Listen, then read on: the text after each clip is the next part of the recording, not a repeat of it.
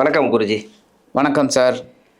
சுக்கிர பகவானுடைய பயிற்சி இந்த ஏப்ரல் மாதம் 20ஆம் தேதி வரக்கூடிய சுக்கிர பகவானுடைய பயிற்சி என்ன நட்சத்திரத்தில் ட்ராவல் பண்ணுறாரு அவர், அதனுடைய காரகத்துவம் என்ன அப்படிங்கிறது மட்டும் ஒன்று சொல்லிடுங்க. இந்த சுக்கிர பகவான் பயிற்சி பார்க்குறதுக்கு முன்னாடி ஆன்மீகம் ப்ளஸ் நேயர்கள் எல்லாருக்கும் ஜோதிட குருஜியின் இனிய வணக்கங்கள், வாழ்த்துக்கள், ஆசீர்வாதங்கள்.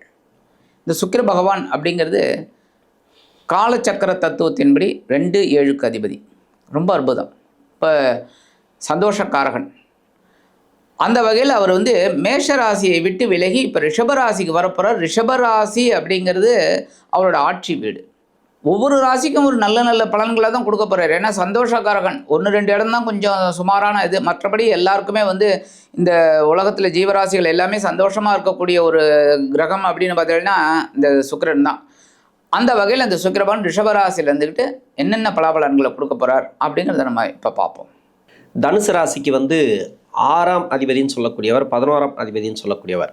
6ஆம் இடத்துல 6ஆம் அதிபதி ஆட்சி ஆகிறார். இந்த சுக்கிர பகவானுடைய பயிற்சி எப்படி இருக்கும் தனுசு ராசிக்கு?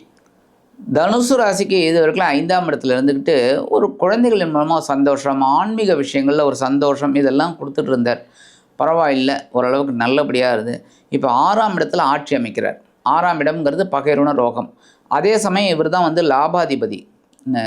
இப்போ உத்தியோகத்தில் இருக்கிறவங்க கண்டிப்பாக ரொம்ப கவனமாக இருக்கணும். ஏன்னா பகைமை அதிகமாகும், சக நண்பர்களே. ஏன்னா இந்த தனுசு ராசி நேயர்களுக்கு பார்த்திங்கன்னா ராசிநாதன் குரு, அவர் 7ஆம் இடத்துல இருக்கார். ஸோ ஜென்மராசியை பார்த்துட்டு இருக்கார். ஸோ குரு அவங்களுக்கு ஓரளவுக்கு ஃபேவரபுளாக இருக்கார். அதே சமயம் அர்த்தாஷ்டம சனி ஓடின்னு இருக்கு. இப்போ சனி பகவானோட பார்வை வேற அந்த சுக்கிரன் மேலே விழப்போகிறது. ஸோ உத்தியோகத்தில் பிரச்சனை வரும். ஏதாவது ஒரு ரூபத்தில் பிரச்சனை வரத்துக்கு வாய்ப்பு இருக்குது.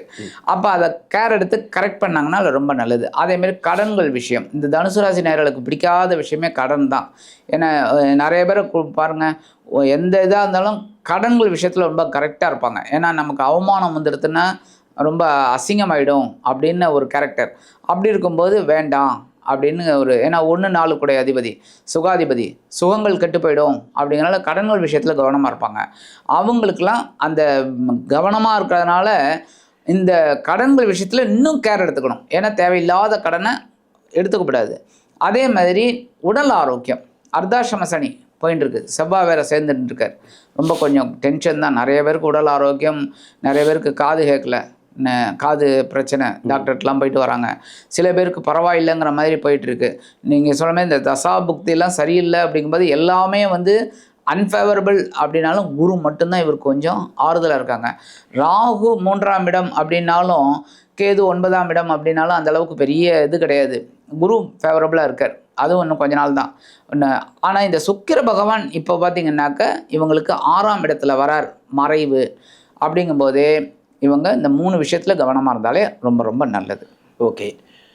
இப்போ இந்த தனுசு ராசிக்கு அவங்க சுய ஜாதகத்தில் ரிஷபத்தில் குரு, இன்னொன்று மிதுனத்தில் குரு, கன்னியில் குரு, இன்னொன்று ராசியிலே குரு, இந்த தனுசு ராசியில் குரு, மீனத்தில் குரு, 5 இடத்துல குரு, அதே மாதிரி விருச்சிகத்தில் குரு, 6 இடத்துல இவங்களுக்கு குரு இருக்கிறவங்களுக்கு சமீப காலமாக வேலை பிரச்சனை நிறைய பேருக்கு இருக்கும். இந்த ஜாதகம் அவங்க சுய ஜாதகத்தில் இந்த இடத்துல இருக்கிறவங்களுக்கு சமீப காலமாக வேலை ரீதியாக பிரச்சனை வந்திருக்கு. வேலையே போயிருக்கு, வேலையில் பிரச்சனை வந்திருக்கு. வேலை பிரச்சனை வந்தவங்க வேலை மாற்றலாமா, வேலை போனவங்களுக்கு வேலை கிடைக்குமா? ஏன்னா அந்த சுக்கிரன் அப்படிங்கிற கிரகம் அங்கே வரார். அந்த வீடு கொடுத்த கிரகம், அதாவது 6ஆம் இடத்துல குரு இருந்து அந்த குரு இருக்கிறவங்களுக்கு இப்போ சனி பார்த்தான்னு வச்சிங்களா, அது ப்ராப்ளத்தை கொடுத்துருக்கு. இந்த வீட்டதிபதி இப்போ அதே இடத்துல வர்றதுனால சுக்கிரன் கரெக்ட் அங்கே வர்றதுனால சனி பார்வை படுறதுனால உங்களுக்கு வேலை ரீதியாக ஏதாவது ஒரு மாற்றத்தை எதிர்பார்க்கலாம் இல்லையா? அது கிடைக்குமா? கண்டிப்பாக இவங்களுக்கு வேலை மாற்றம் கிடைக்கும். வேலை தேடின்னு இருக்கிறவங்களுக்கு நல்ல ஒரு வேலை கண்டிப்பாக கிடைச்சிரும். ஏன்னா அதேமாரி வேலை மாற்றம் அமையும். ஏன்னா சனியோட பார்வை அங்கே விழருது. அந்த சுக்கிரன் 6ஆம் இடத்துல மறைந்தாலும் ஆட்சி அமைக்கிறார். அவருடைய இடத்துல மறைஞ்சால் கூட அதை மறைவுன்னு நம்ம எடுத்துக்க, அந்த ஸ்தானத பலத்தை வச்சு தான் நம்ம சொல்ல முடியும். மற்றபடி அவரோட ஆட்சி அப்படிங்கிறனால கண்டிப்பாக உத்தியோகம் அப்படிங்கும்போது அந்த உத்தியோகத்தில் எப்போவுமே 6ஆம் இடம் அப்படிங்கும்போது உத்தியோகம் உங்களுக்கே தெரியும், உத்தியோகம், தொழில், வியாபாரம். அந்த 6ஆம் இடம் மறைவுங்கும்போது 2 விதமான ஆதிபத்தியம் அங்கே கிடைக்கும். என்ன இவருக்கு பார்த்திங்கன்னா லாபாதிபதியும் இவர் தான். இவங்களுக்கு 6, 11 கூடிய அதிபதி. ஸோ 11ஆம் இடத்து அதிபதி 6ஆம் இடத்துல மறையும்போது நல்ல ஒரு வருமானத்தோட, அதாவது சம்பளத்தோட இவங்களுக்கு வேலை கிடைக்கும். கண்டிப்பாக நல்ல வேலை கிடைக்கும். இப்போ ஓகே, திருமண வாழ்க்கை ரீதியாக எப்படி இருக்கும்? திருமணம் அப்படின்ட்டு முயற்சி பண்ணுறாங்க இல்லையா, அவங்களுக்கும் திருமண வாழ்க்கையில் இருக்கக்கூடியவர்களுக்கும் எப்படி இருக்கும்? திருமண வாழ்க்கையை எதிர்நோக்கி காத்து கொண்டிருப்பவர்களுக்கு ஒரு நல்ல திருமண யோகம் உண்டாகும். ஏன்னா குரு தான் இப்போ நல்ல ஒரு ஃபேவரபிளாக இருக்கார். காத்து கொண்டிருக்கிறவர்களுக்கு அதான் நான் சொல்லேன், குருபலம் வந்துடுத்து. அந்த குரு பலமாக இருக்கார் 7ஆம் இடம் அப்படிங்கும்போதே திருமண யோகத்தை உண்டு பண்ணி கொடுப்பார். எங்கே அந்தந்த காலகட்டத்தில் அவங்க கரெக்டாக அந்த திருமண வயதில் இருந்தால் கண்டிப்பாக அமைஞ்சிரும்.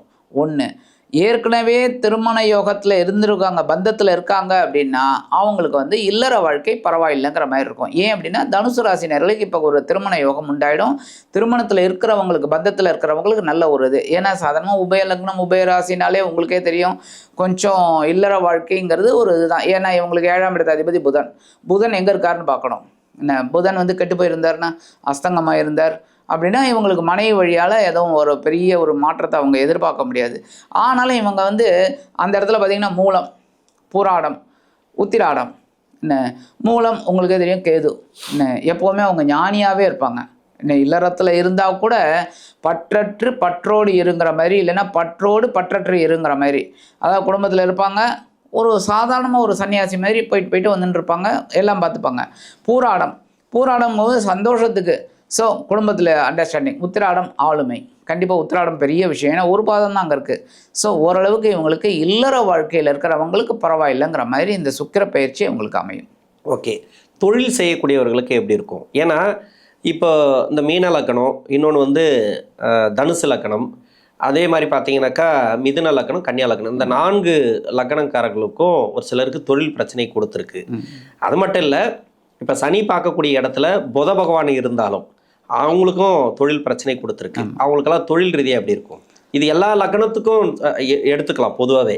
சனி பார்க்கக்கூடிய இடத்துல புதன் இருந்தால் எப்படி இருக்கும் அவங்களுக்கு? புதன் இருக்கக்கூடியவர்களுக்கு இந்த 4 லக்கணங்கள் சொன்ன இல்லையா, இந்த 4 லக்கணக்காரர்களுக்கும் தொழில் ரீதியாக பிரச்சனை கொடுத்துருக்கு. அவங்க சுய ஜாதகத்தை பார்த்தாலே அவங்களுக்கு தெரிஞ்சிடும். அவங்களுக்கெல்லாம் இப்போ தொழில் ரீதியாக ஒரு முதலீடு போடுறதோ, இல்லை தொழில் ரீதியாக வரவுகள் இருக்கு இல்லையா, வருமான பற்றாக்குறை எல்லாம் கொஞ்சம் தடை தாமதங்களாக இருக்குது. அது கொஞ்சம் கிளியர் ஆகுமா? இப்போ இந்த தொழில் வியாபாரம் அப்படின்னாலே நம்ம முக்கியமாக பார்க்கக்கூடியது லாபம். இந்த லாபாதிபதி 6ஆம் இடத்துல மறையிறார் அப்படிங்கும்போதே கேர் எடுத்துக்கணும். இதில் 6ஆம் இடத்து அதிபதிக்கு உண்டானது கடன் விஷயத்தில் இவங்க ரொம்ப கவனமாக இருக்கணும். அதிகமாக வருதுங்கிறதுக்கு வாங்கிக்க கூடாது. ஏன்னா நீங்கள் சொன்னமே இந்த 4மே உபயலக்னம் போதே ஒரு மாதிரியான ஒரு இதுதான். அங்கே பார்த்தீங்கன்னா சிம்பிளே பார்த்தீங்கன்னா 2 இருக்கும். எல்லா இடத்துலையும் ஒன்று இருக்கும். என்ன ஒரு சிம்பிள். இதில் மட்டும் 2, மீனத்தில் பார்த்தீங்கன்னா 2 மீன் இருக்கும். இதில் தனுசுல பார்த்தீங்கன்னா வில் அம்பு, என்ன அதில் ஆண் பெண், கண்ணியில் பார்த்தீங்கன்னா அதேமாரி. அப்போ இந்த மாதிரி அமையும் போது இவங்களுக்கு இந்த தொழில் வியாபாரம் அப்படிங்கிறது அவங்களோட தசாபுக்தி படி, அவங்களோட கிரகங்கள் 10ஆம் இடத்து அதிபதி எங்கே இருக்காருங்கிறத பார்த்து அவங்களுக்கு அந்த தொழிலில் இறங்கினாங்கன்னா வெற்றி. 1. 2வது தசாபுக்தி சரியில்லைங்கும்போது அவங்க இந்த கடன்கள் விஷயத்தில், இல்லைன்னா இன்வெஸ்ட்மெண்ட்டு பெரிய அளவில் பண்ணணும் அப்படிங்கும்போது கவனமாக இருக்கிறது. அதான் குறிப்பாக ராகு தசையில் இருக்கிறவங்க தான் நிறைய பேர் பாதிச்சிருப்பாங்க. செவ்வாதசை, ராகு தசை, அதான் இவங்களுக்கு தான் பிரச்சனை. வேலையிலையும் கொடுத்துருக்கு, தொழிலையும் கொடுத்துருக்கு. அதுதான் அது மாதிரி இந்த அதாவது இந்த மிதுன லக்னம், கன்னியா லக்னம் கூட பரவாயில்லைங்கிற மாதிரி இருக்கும். ஆனால் தனுசு லக்னம், மீன லக்னம் ரொம்ப கஷ்டப்படுவாங்க. ஏன்னா ராகு தசைங்கும்போது ரொம்ப அவங்களுக்கு டென்ஷனை தான் கொடுக்கறது. ஏன்னா ராகு ஒரு பிரம்மாண்டத்தை தான் கொடுப்பார். ராகு தசை நிறைய பேர் உயர்த்தி இருக்கு, இல்லைன்னு சொல்ல முடியாது. நல்லா உயர்த்தி இறக்கக்கூடியவர் அவர் தான். அப்போ உயர்த்தி இறக்கக்கூடியவரும் போது நம்ம கவனமாக இருந்தால் ரொம்ப வெற்றி. ஓகே, பரிகாரம், இந்த தனுசு ராசிக்கு உண்டான பரிகாரம் இந்த மாதத்தில், அதாவது சுக்கிர பயிற்சிக்கு 25 நாட்களுக்கு ஏதோ ஒரு நாட்கள், இல்லை அது சம்மந்தமாக அவங்களுக்கு பிடிச்ச நாட்களில் பண்ணலாம்னாக்கா என்ன பரிகாரம் பண்ணலாம்? இவங்க வியாழக்கிழமை சுக்கிர பகவானை வழிபாடு பண்ணுறது ரொம்ப விசேஷம். அதேமாரி ஜென்ம நட்சத்திரம் வரும், அந்த ஜென்ம நட்சத்திரத்தின் மூலம் போராடம் உத்திராடம், இதில் சுக்கிர பகவான் வழிபாடு பண்ணுறது ரொம்ப விசேஷம். இது கண்டிப்பாக ஒரு மாதத்துக்கு 1 தான் வரும். அப்போது அந்த ஜென்ம நட்சத்திரத்தை அன்றைக்கி சுக்கிர பகவானுக்கு அர்ச்சனை பண்ணுறது ரொம்ப விசேஷம். கண்டிப்பாக வெள்ளை மலர்கள் கொடுத்து அர்ச்சனை பண்ணுறது ரொம்ப விசேஷம். இது பண்ணினாலே இவங்களுக்கு இந்த 6ஆம் இடத்துல அவர் மறைந்தாலும் லாபாதிபதி அப்படிங்கிற ஒரு ஆதிபத்தியத்தில் ஓரளவுக்கு நன்மைகளை கண்டிப்பாக கொடுப்பார் என்று கூறி விடைபெறுகிறேன். நன்றி. நன்றி.